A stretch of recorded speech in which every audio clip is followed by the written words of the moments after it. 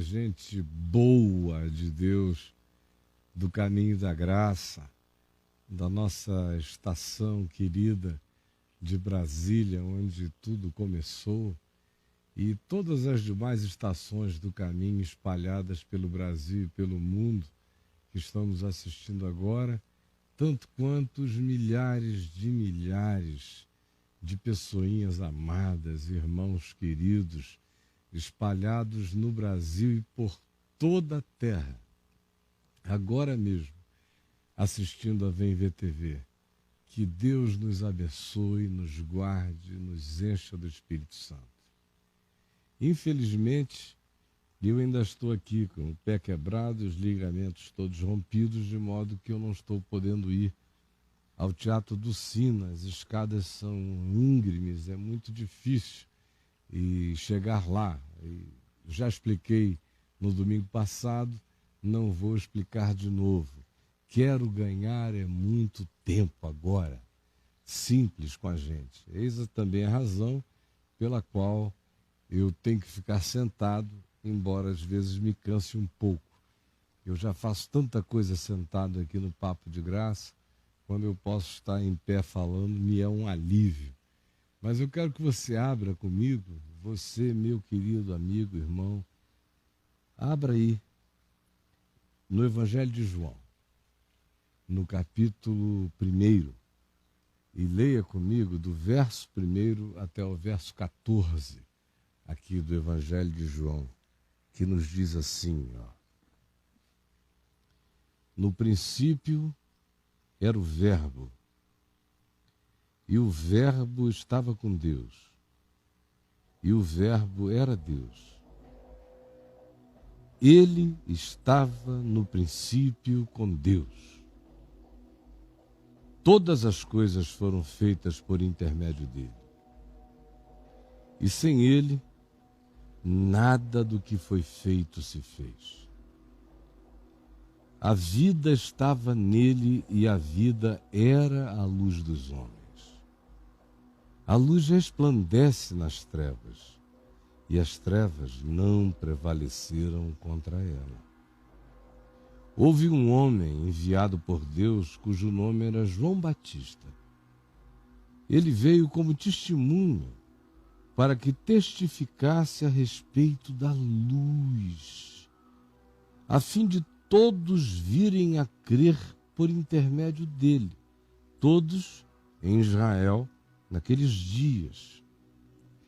Ele, João, o Batista, não era luz, mas veio para que testificasse da luz, a saber, Jesus, a verdadeira luz, que vinda ao mundo, ilumina a todo homem em todo lugar, como está iluminando hoje, independentemente de alguém estar ouvindo uma palavra acerca dele ou não. Ele é a luz de si mesmo.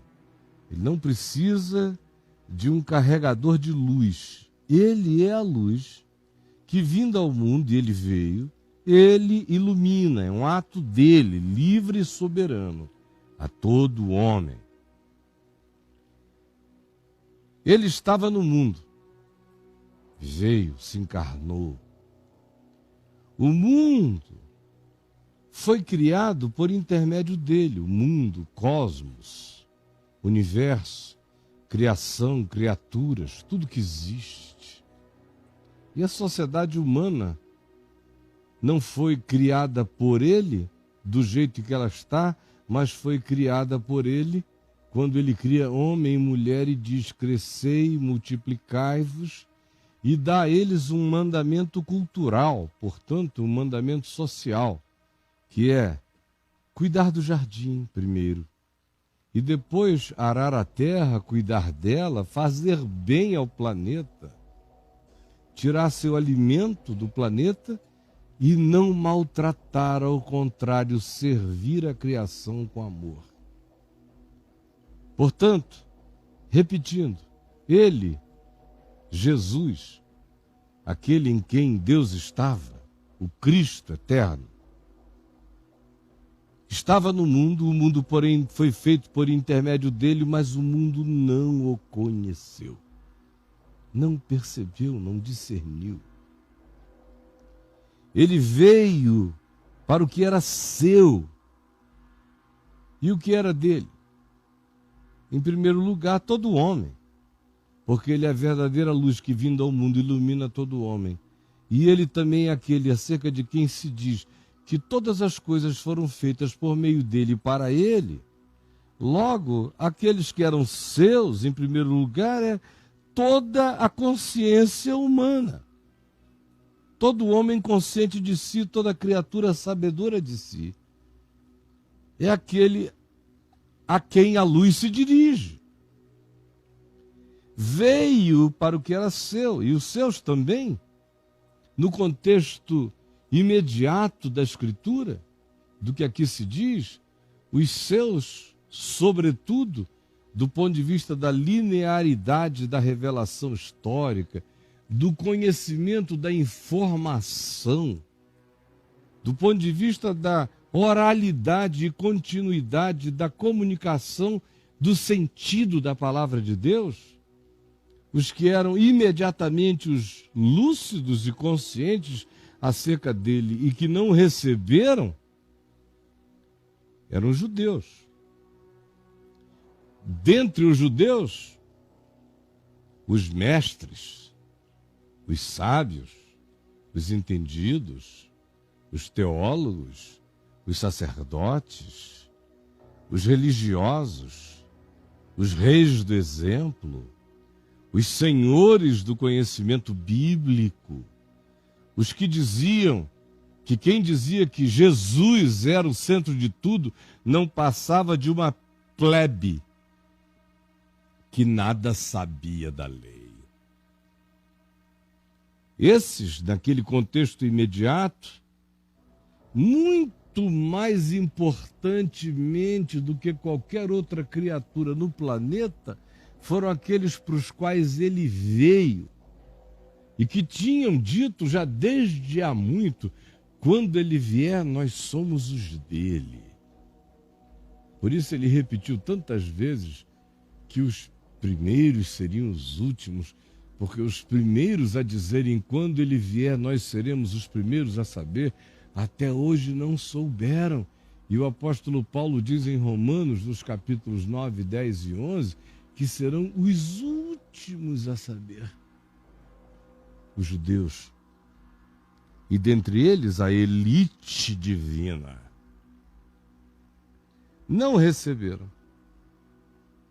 Mas a todos quantos o receberam, em qualquer lugar da terra, em qualquer cultura, em qualquer circunstância ou situação, que o tenham discernido e o tenham acolhido e o tenham dito e convidado para que se tornasse tudo neles, esses que o receberam, a esses mesmos, a mim, a você e a todos quantos invocam essa luz, Deus deu-lhes o poder de serem feitos filhos de Deus, conscientes da sua filiação com Deus, conscientes de que são herdeiros de Deus, conscientes do privilégio desta consciência, privilégio dessa comunhão, privilégio dessa percepção lúcida, privilégio desse entendimento, dessa capacidade de olhar para as coisas a partir dele e ver as coisas nele, ou seja, vê-las na luz. Porque o olhar dele é a minha luz. E o evangelho dele em mim é a minha luz, é a luz dos meus olhos, é a luz da minha compreensão, do meu discernimento, do meu entendimento e de tantos quantos assim desejem. E de tantos quantos queiram ver a vida com o olhar do amor.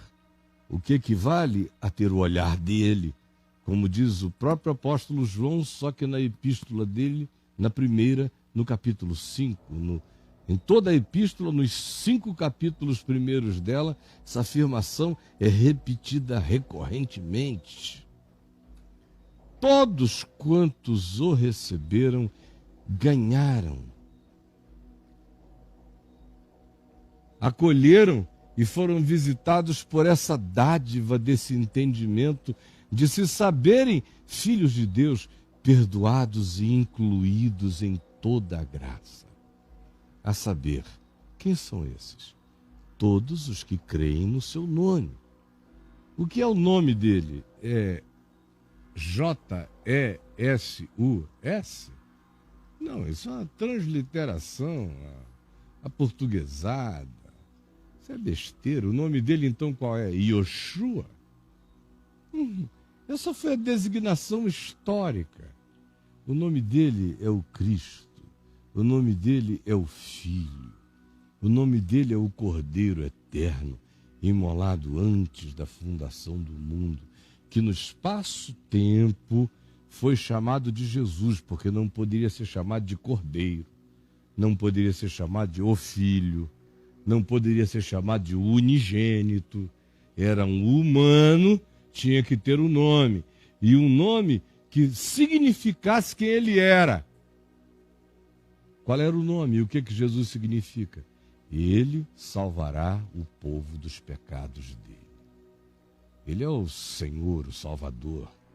E o que salva é você decorar esse nome, falar esse nome, dizer valha-me Deus, valha-me Jesus, valha-me Cristo. Não, isso não vale nada. Nada. Ele não é um nome. O nome é dele. Ele não é do nome. O nome é dele. Ele não é do nome. O nome, sem ele, não é nada. Ele, sem o nome, é tudo. Sempre foi. Antes de ser chamado na história de Jesus, ele era. Ele disse, antes que Abraão, vosso pai, existisse, e Abraão tinha existido 1750 anos antes dele, ele disse, eu sou.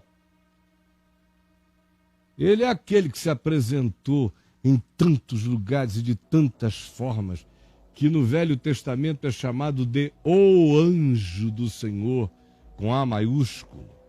É aquele que expressa as cristofanias, as manifestações de Deus na história.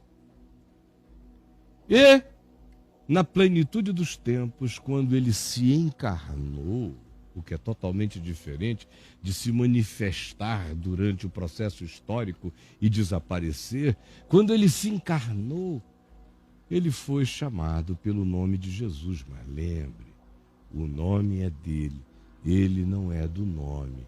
Portanto, o nome sem ele não significa nada.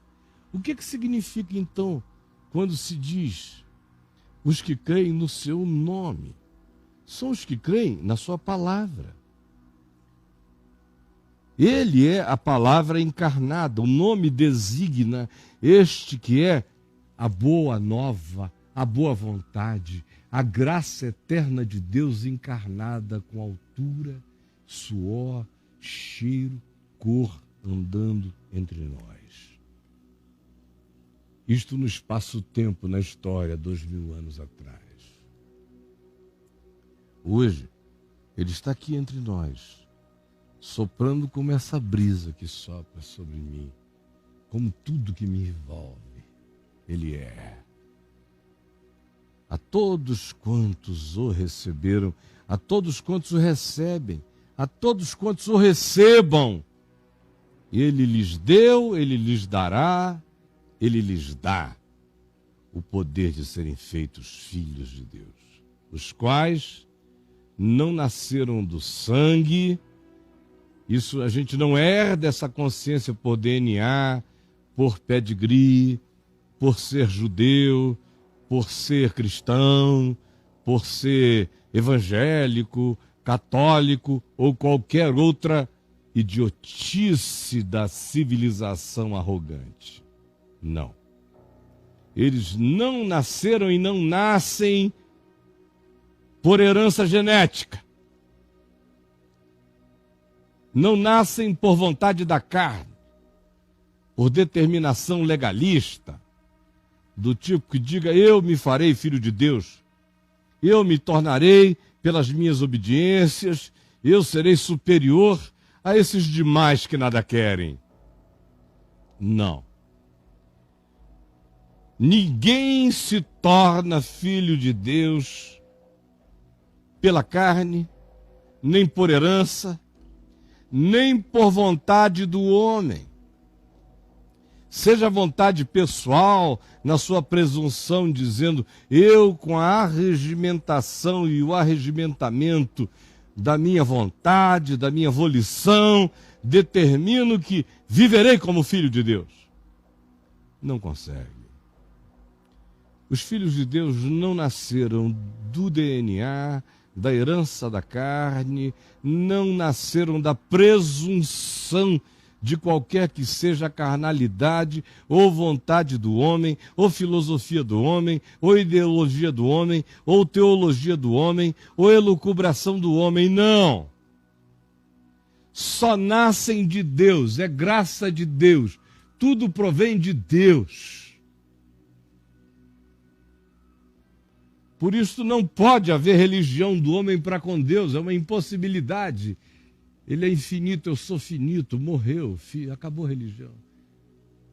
A única religião possível para o homem é do homem com o homem. Essa é possível. Eu me religar ao meu próximo. Religare com o meu próximo. Essa eu posso. Essa eu devo. Com Deus eu não consigo. Ele se religa a mim. Vem de Deus e não procede de ninguém, não vem de obras, nem do sangue, nem da vontade da carne, nem da vontade do homem, mas vem da graça de Deus, para que ninguém se glorie. E assim, o Verbo se fez carne e habitou entre nós, cheio de graça e de verdade, e vimos a sua glória. Glória como do unigênito do Pai. Olha aqui para mim. Esta foi a leitura explicada. Eu quero falar com você agora, muito rapidamente, sobre quem são hoje esses para os quais ele veio e esses para os quais ele vem, e que hoje está vindo, mas que não o recebem nunca. Quem são? Eu cresci como menino no ambiente protestante e depois que eu me afastei desse ambiente, a primeira vez na adolescência e na juventude, até que eu me convertesse ao Evangelho e voltasse e fizesse um esforço imenso para tentar caber, para tentar me aculturar àquela coisa que me parecia tão pequena, tão medíocre, tão abonsaizada, tão diminuta, tão podada, um esforço imenso. Eu fiquei as décadas seguintes, enquanto pregava para todos e em todos os lugares, ouvindo sobre este texto a mesma interpretação com a qual, obviamente, eu jamais concordei como se fosse a única. O que eu ouvia? E o que você ouve? Quando alguém lê esse texto numa igreja, prédio, por aí, o que se diz em seguida? Quando o cara tem um mínimo de vontade de fazer uma relação da leitura com o contexto histórico, ele vai dizer que Jesus veio para os judeus, mas os judeus não o receberam. Está errado? Não, está certo. Está certo se essa for a segunda dimensão. A primeira dimensão é veio para os que eram seus. Os seus, contexto antecedente diz, O mundo foi criado por meio dele, todas essas coisas são dele, ele é a verdadeira luz que vindo ao mundo ilumina todo o homem, todas as coisas foram criadas por meio dele e para ele, dele são todas as coisas, nele tudo e todos subsistem, portanto, em primeiro lugar, ele veio para a humanidade não percebeu.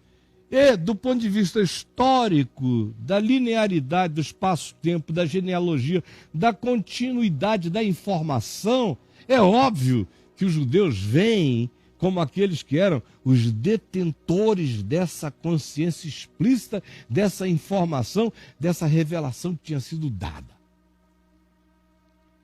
Aí sim, os judeus não receberam.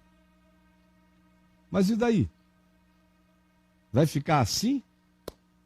A gente vai ficar o tempo todo dizendo que os judeus não receberam a Jesus?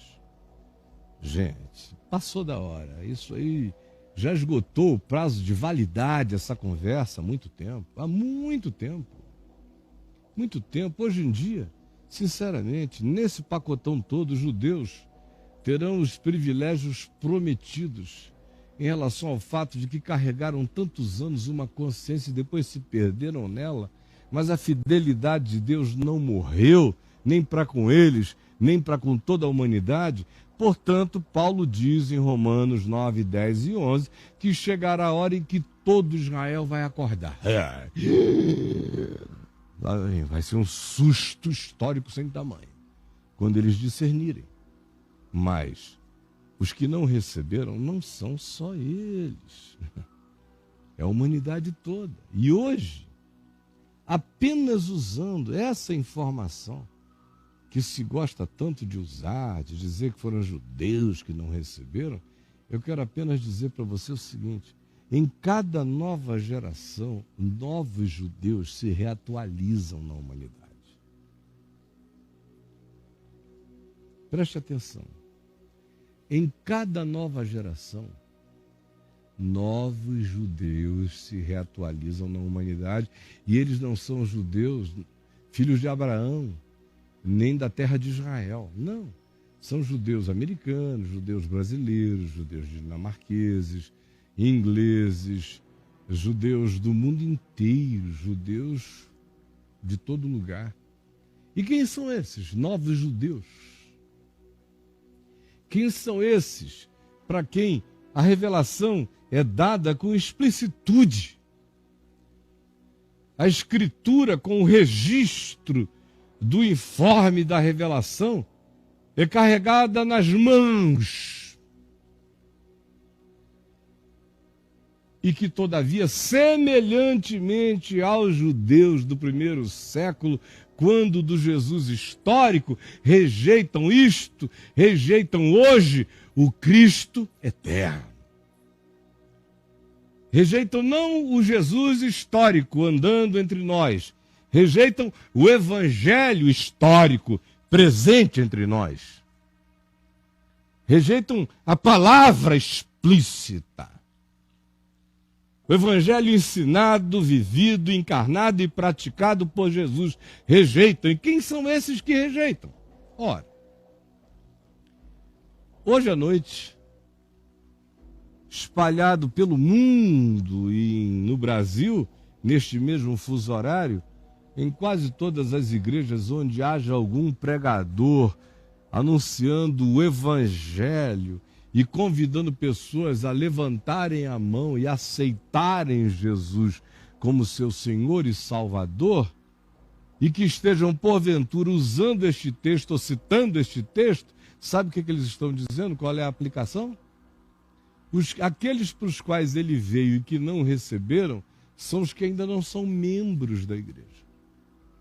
Porque os membros da igreja são os que o receberam. Os que não levantaram a mão e não aceitarem um apelo em algum lugar ainda não receberam. São duros de coração, duros de coração. Não é verdade? Palhaçada, engano desgraçado que tem feito os cristãos não perceberem que eles se transformaram nos grandes judeus da humanidade faz milênios, e milênios, 2 quase, séculos e séculos, em que os judeus perderam esse direito de primogenitura. E esse direito de primogenitura foi passado a um povo. É o que está dito aqui nas parábolas de Jesus. Isto será tirado destes lavradores maus, este contrato, e será passado a um povo que lhe remeta os frutos no devido tempo. Que povo é este? É um povo entre os povos. É um povo eu, é um povo você, é o povo nós. É o povo que diz eu creio, é o povo que diz Jesus é o Senhor. É o povo que discute teologia sobre Jesus e o Novo Testamento. É o povo que grita e diz em nome de Jesus. Até para expulsar mosquito. É um povo que baba o nome de Jesus, que fica rico em nome de Jesus, que arrecada dinheiro em nome de Jesus, que se tornam poderosos na terra, que querem ser presidentes da República em nome de Jesus, senadores em nome de Jesus, deputados em nome de Jesus, eminências pardas em nome de Jesus. Esse é o povo para o qual ele tem vindo e que não o tem recebido. É este povo. Aí você diz, mas nós não o temos recebido? Ô Caio, a gente saiu de casa, a gente veio aqui ao Teatro Dulcina, estamos sentados aqui ouvindo você, porque nós o recebemos. Isso eu digo aos que me assistem lá no telãozão do Teatro Dulcina, aqui em Brasília. E a todos quantos me assistem em lugares de culto, que saíram e foram até um lugar me ouvir. Tanto quanto digo a você que está em casa ou em qualquer outro lugar da terra, e que diz, mas eu sou cristão, eu recebi. Eu pergunto, você recebeu mesmo? Ou você é só uma porca lavada pela água do batismo? Ou você é só um cão que recebeu pompõezinhos, ficou assim, cãozinho de madame da religião? Você o recebeu? O que mudou? Mudou só o seu comportamento? Antes você enchia a cara, agora você não enche mais. Você fumava cigarro, agora você não fuma mais. Você dançava, agora você virou esse caretão que não tem mais molejo. O que mudou? Foi só essa palhaçada? A todos quantos o receberam, ele deu-lhes o poder de serem feitos filhos de Deus. E esses nasceram do Espírito, não da carne. Nasceram por uma operação interior. São filhos de Deus porque pensam como filhos de Deus. São filhos de Deus porque interpretam a vida com o amor de Deus. São filhos de Deus porque respondem e reagem à vida com graça, misericórdia, perdão, tratabilidade, justiça, verdade, doçura, energia, sinceridade, coragem, valentia, generosidade, despojamento, altruísmo, porque eles são parecidos com o Pai Celeste, que faz nascer o sol sobre maus e bons, indistinto e indiscriminadamente, que faz chuvas de graça, bondade, virem sobre justos e injustos, indiscriminadamente, que não faz acepção de pessoas. Filho de Deus não faz acepção de pessoas. Esse é o sinal mais profundo de que eu me tornei filho de Deus. Eu vou desaprendendo a acepção de pessoas. Quanto mais eu faço acepção de pessoas, menos de evangelho existe em mim. quanto mais eu faço acepção de pessoas, menos de evangelho existe em mim. Quanto mais eu separe o joio do trigo neste mundo, menos do olhar de Deus eu tenho em mim. Quanto mais eu diga, ainda que seja em nome de Jesus, Senhor, tu queres que eu faça descer fogo dos céus para consumir os que não te obedecem, menos do evangelho de Jesus eu tenho em mim. Deus deu-lhes o poder de serem feitos filhos de Deus. Filho de Deus? Filho de Deus? É isso que você diz que é? Gente, no sentido lato da expressão, todos somos. Mas ninguém que não seja. Ninguém. Até o diabo se apresenta na Assembleia dos Benai Elohim, dos filhos de Deus. Porque ele foi criado filho de Deus. Ele é que se desfiliou e se mantém desfiliado. No sentido lato, todo homem é filho de Deus. Mas a Escritura aqui está falando de semelhança, de tal pai, tal filho, de acordo. Meu Deus, todos nós temos filhos que não têm nada a ver conosco. Filhos que não agem como nós, que não pensam como nós, que não sentem como nós, que não interpretam como nós, que não aprendem o que a gente ensina. Que, sinceramente, todo mundo tem filho. E, frequentemente, você tem filhos que são melhores do que os pais, como pessoas humanas. E, frequentemente, a gente tem filhos de pais ótimos e que nem de longe entenderam, nem assimilaram, nem se pareceram com seu pai. A gente olha para eles e diz, bom, poderia ser filho de qualquer um outro, menos desse cara, menos dessa consciência generosa. Há quantos filhos eu tenho conhecido que são totalmente dessemelhantes dos seus pais? São filhos, mas não vivem como filhos, não agem como filhos, não usufruem a filiação, não têm a mente de filhos, não têm o coração de filhos, não têm o pensamento de filhos, não têm o amor de filhos, não têm a graça de filhos. É disso que a palavra está falando. É de acolher, de receber. Aí você diz, mas eu já recebi Jesus. Vamos parar de conversa fiada, de presépio religioso. Você sabe o que é receber Jesus? Receber de Jesus é dizer, de hoje em diante, eu viverei, pensarei, buscarei viver em todas as minhas relações humanas, nas minhas interpretações da vida, nos meus códigos de valores e de significados, nas minhas apreciações, nas minhas interpretações, naquilo que eu diga que faz sentido ou não faz sentido, buscarei fazer, viver, olhar, interpretar, sentir, todas essas coisas a partir de Jesus. Aí você diz, mas como a partir de Jesus? Ora, a partir de Jesus é a partir do Evangelho. O Evangelho é o caráter de Deus, é o caráter de Cristo. O Evangelho me ensina a ser feliz. Como ser feliz? Seja humilde de espírito, ensinável. Mantenha a mente limpa, tire a sujeira da mente, do olhar, dos pensamentos, das maquinações maldosas, da malícia contra o próximo. Tire a antipatia.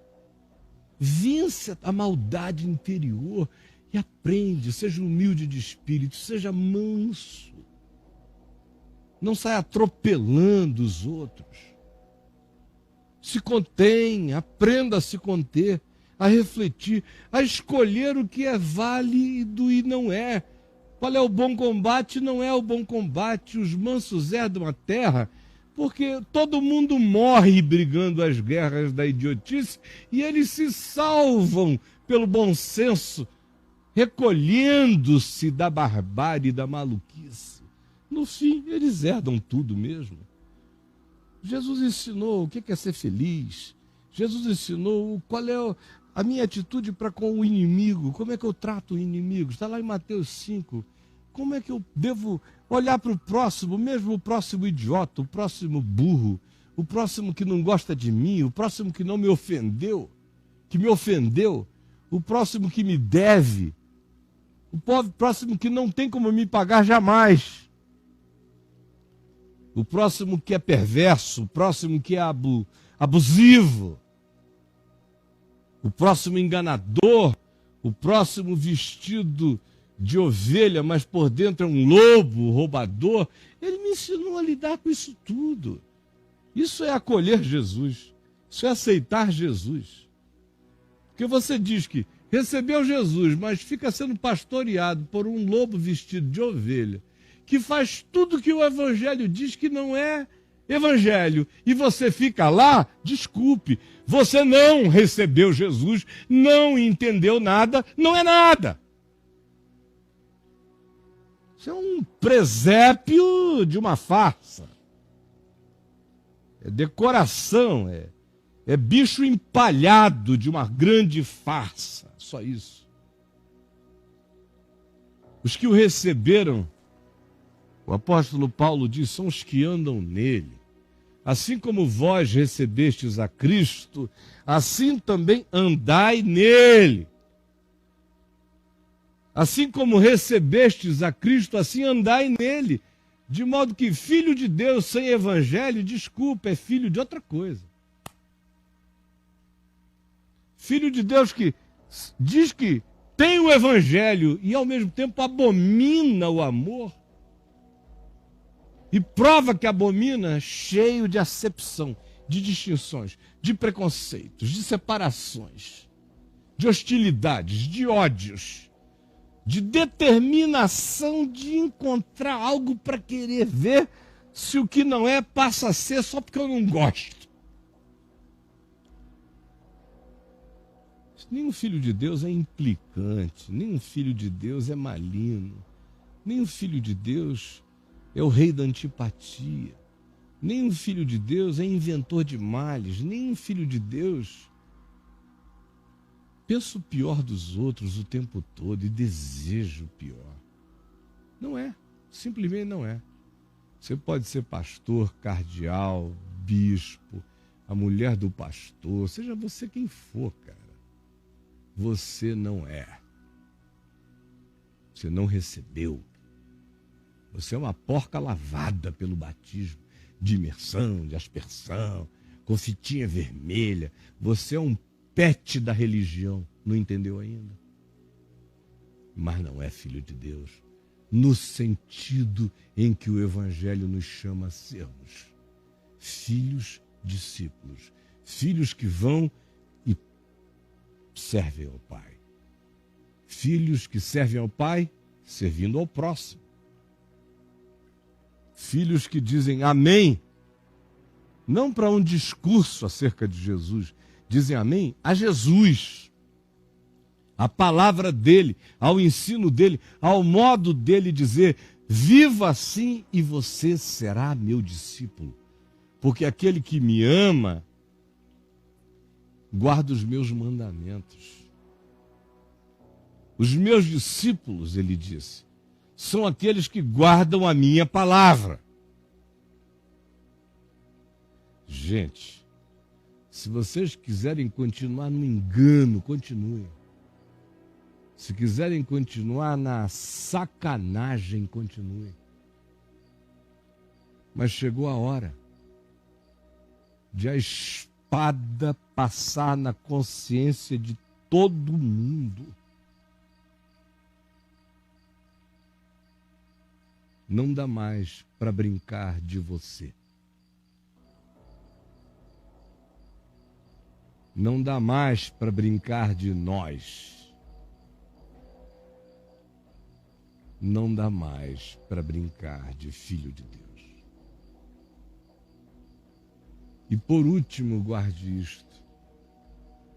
Tanto mais quanto um grupo se arrogue a dizer, e no grupo pessoas se arroguem a afirmar, de que elas são as filhas e filhos de Deus por causa de ritos, batismos, frequências, dízimos, participação funcional na agremiação maçônico-eclesiástica. Quanto mais essa arrogância baixa, quanto mais essa possessão incorpora o cara e o grupo, assim como aconteceu com os judeus dos dias de Jesus, mais se corre o risco de se ouvir Jesus dizer não que o indivíduo é filho de Deus, mas como ele diz em João 8, você já leu lá? Já leu lá? João 8, o capítulo inteiro? Quando aquele bando de gente, filho de Abraão, cheio de teologia, de argumentos da lei, de legalidades e de coisas mais, enchendo o eterno saco do amor de Deus em Cristo, até o ponto que Jesus chega e diz: vós sois, quer saber o quê? Vocês são filhos do diabo. E quereis satisfazer-lhes os desejos. Ele não estava dizendo isso para bruxos e feiticeiros, não. Fariseus, sacerdotes, autoridades do templo, religiosos judeus, evangélicos daquele tempo, é que estavam ouvindo-o dizer isso. E eram os que estavam em confronto com ele, com o evangelho, em nome da lei, em nome de Abraão, em nome da teologia, em nome de tudo. Tudo contra Jesus, como a gente vê hoje acontecendo no meio dessa igreja evangélica perdida, desse cristianismo que o rejeita, que rejeita a Cristo. Rejeita mais do que os judeus, porque os judeus tinham um véu de mistério para compreender. E os cristãos dizem que o véu foi tirado. Mas se dissermos a eles que é só Jesus, que você tem que ler a Bíblia a partir de Jesus e não Jesus a partir da Bíblia, eles vão dizer herege. Se você disser que o fim da lei é Cristo para a justiça de todo aquele que crê, eles vão dizer herege. Se você disser que você tem que ler a Escritura como um todo, tendo Jesus como chave interpretativa, e o que em Jesus for coerente fica, e o que com Jesus não for coerente sai, eles dizem na mesma hora, herege. Sabe por quê? Porque eles não receberam. Os judeus de antes são os cristãos de hoje, é o cristianismo de hoje. E entre esses, os mais fariseus da cristandade são os evangélicos. E dentre os evangélicos, os mais fariseus são os pentecostais e os neopentecostais. Dando nome aos bois, a gente não chama judeu de judeu? O Novo Testamento não diz, e os judeus o perseguiram, e os judeus o rejeitaram, e os judeus não o quiseram. Agora saibam, 2000 anos depois, o evangelho escrito iria dizer, e os evangélicos não o quiseram, e os católicos não o quiseram, e o cristianismo não o quis, e todo o povo da Bíblia não o quis, porque amaram mais a Bíblia do que Deus encarnado em Jesus. Amaram mais um livro do que o Espírito de Deus manifesto no Evangelho da graça, encarnado em Jesus e ensinado a nós. Blasfemos sois vós. Ele veio para os que eram seus. Eu sonhei muito quando eu me converti aos 18 anos de idade, que eu viveria para ver uma geração de cristãos no Brasil e no mundo, que pelo menos por uma geração, por um período de 40, 50 anos, iriam explodir dando um testemunho de acolhimento do Evangelho como um todo, um Evangelho inteiro, Evangelho integral, Evangelho não em pedaços, em secções, mas o Evangelho, com todas as suas implicações. Ao contrário, existem alguns entre nós que são assim. Alguns. Infelizmente não são muitos.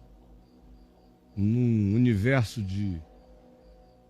no Brasil de milhões de evangélicos, por exemplo, tem alguns poucos milhares que são assim. Poucos com essa consciência, mesmo plantada neles.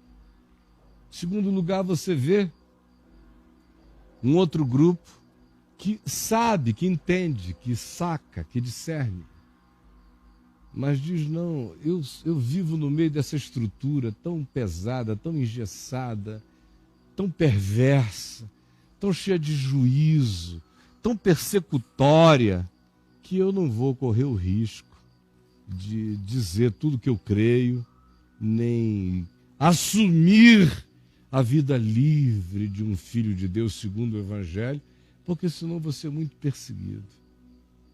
Aí eles ficam aí, são eternos Nicodemos, procurando Jesus de noite, se escamoteando. Falam em favor dele quando dá, mas meter a cara para apanhar mesmo até o fim não dá. São politicamente corretos demais. E tem um outro grupo de pessoas que amam, ouvem, por exemplo, a simplicidade do que eu estou dizendo aqui e amam.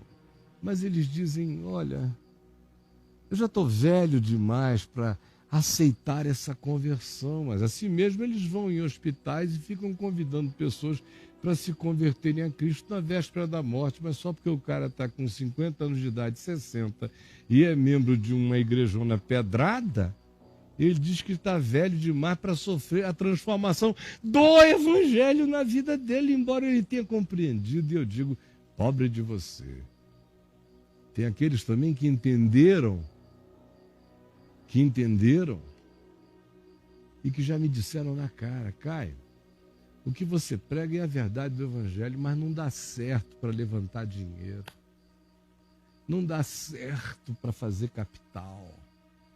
A mensagem de Jesus é linda, é maravilhosa, mas ela não é prática para a gente receber, amealhar grana. A gente precisa ter dinheiro para a gente divulgar o Evangelho. Que Evangelho? Um Evangelho que precisa de dinheiro para ser divulgado já não é Evangelho. É claro que a gente, em todos os sentidos da vida, precisa de algum recurso para fazer as coisas que a gente faz porque vive nesse mundo. Mas não é o dinheiro que faz o Evangelho ir adiante. O Evangelho, eu preciso de recursos para fazer meios, mídias, divulgações, mas o Evangelho não precisa de nada disso. Quem precisa sou eu. Eles, todavia, disseram não, trocaram o Evangelho, o direito de primogenitura da palavra, pelo repasto da fome e da ganância, do poder político, do dinheiro, da arrogância, das grandezas imediatas, das possessões materiais, dos aparatos abomináveis, para o Deus que quer ser adorado em espírito e em verdade. E por último, a essa multidão de ignorantes, absolutamente ignorantes, que não sofreram alteração nenhuma, que eram pagãos então, estão mais pagãos hoje. Antes eles eram pelo menos pagãos duvidosos, hoje eles se transformaram em pagãos arrogantes, porque são evangélicos e falaram oleandores, cântaros, labrastraias, qualquer loucura dessa. Não a língua original, mas as da carne mesmo. Aí saem arrogantes por aí, superiores aos homens, dizendo que são filhos de Deus e nunca o conheceram. Gente, infelizmente, a verdade é essa. Para ser honesto com o Evangelho, para contextualizá-lo nesse tempo, nesta hora, neste Brasil, eu tenho que dizer que os judeus desta hora, em relação ao Evangelho, não são os espíritas kardecistas, nem qualquer um outro. Mais do que todos e antes de todos, os judeus são os que dizem que têm a maior convicção. E os que dizem que têm a maior convicção são os evangélicos. Portanto, Esses que dizem que sabem da revelação e rejeitam Jesus todo dia, gostam do nome dele porque o nome dele engana as massas. Mas o evangelho dele, eles odeiam o evangelho, porque não dá margem para exploração. Esses são os que não receberam. Eu pergunto, você é um desses? Você é um desses? Ou você é daqueles que está aí dizendo, não, graças a Deus, eu já saí disso tudo, Caio, ó, estou te assistindo aqui em casa. Cara, estou aqui até tomando um suquinho de laranja enquanto eu estou te vendo, estou na maior boa. Ah, depois que vem ver TV, tá tudo bem, eu assisto a ver TV. E daí? E daí? O evangelho é verdade para você, o que ele significa?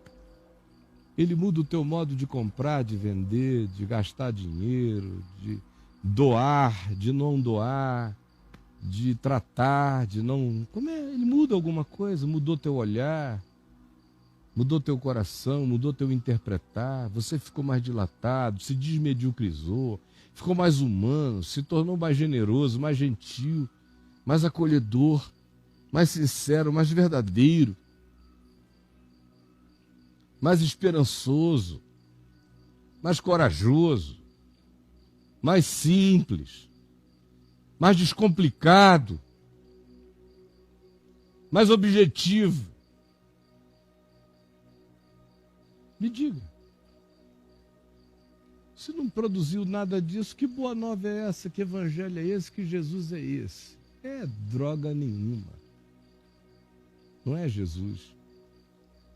Porque Jesus tem coração, Jesus tem consciência, Jesus tem palavra, Jesus tem evangelho. Esse Jesus que você conhece aí, sem coração, sem consciência, sem palavra, esse Jesus que é de acordo com o pastor local, não deu para você perceber ainda que é um diabo regional? Uma fantasia produzida para enganar apenas? Gente querida aqui da Estação do Caminho da Graça, no Teatro do Sino, eu estou terminando. Por favor, olhe para dentro do seu coração. Curve a sua cabecinha aí onde você está agora, olhe para dentro. Examine-se a si mesmo. Porque o interesse de Deus é ter-nos para Ele. É que a gente seja filho dEle, parecido. Herdeiros de tudo. A começar do coração dele, a começar do olhar dele, a começar da bondade e da justiça dele e da paz dele em nós, que excede a todo entendimento. E você que me assiste mais distante, onde quer que você esteja, meu irmão, acolhê-lo não é sair correndo para nenhum lugar e dizer, oh, agora eu pertenço a um lugar, a um grupo, não. É aqui e é na vida. E o que você vai fazer com ele agora? Que você está sabendo das coisas. E aquela grande e velha pergunta de Pilatos, o que farei de Jesus chamado Cristo? Agora que você sabe quem ele é, qual é a sua decisão?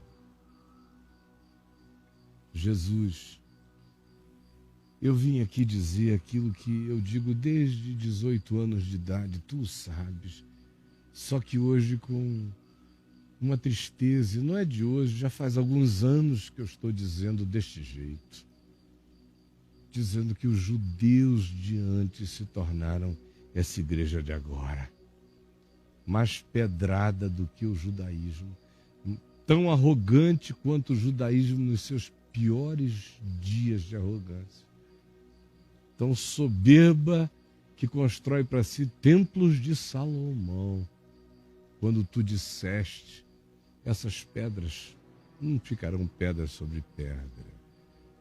Deus é Espírito. O lugar onde se deve adorar não é nem no Monte Gerizim, nem em Jerusalém, nem no Corcovado, nem em lugar nenhum. É só no coração, em espírito e em verdade. Este é o povo que está aqui morrendo de blasfêmia, pecando e chamando isso de cultos. Cultos são blasfêmias, as canções são blasfêmias, as pregações são blasfêmias, os rituais são blasfemos. Meu Deus, quanta blasfêmia sendo praticada em nome de Jesus. O cristianismo quase só blasfemou o tempo todo em nome de Jesus, nesses 1750 anos de apostolado constantiniano sobre a alma da igreja. Por favor, salva-nos desta mentira que nos possuiu a todos, que nos enganou a todos, que fechou os nossos sentidos para o óbvio e que impede hoje e agora os nossos corações de se quebrantarem e a gente de deixar de lado todo o peso e as frustrações dos enganos passados e abraçarmos hoje uma só coisa, a centralidade absoluta do Evangelho e da presença e do Espírito e da invocação e da habitação de Deus em Cristo em nós. É o que eu te peço por mim, pela minha casa, pelos meus filhos, pelos meus irmãos, por todo ser humano espalhado pela face da terra, e especialmente por aqueles que estão ouvindo essa palavra, que mais simples do que é não poderia ser. Permite que os nossos sentidos se abram. É o que eu te rogo, em nome de Jesus. Gente querida, eu vou ficar por aqui.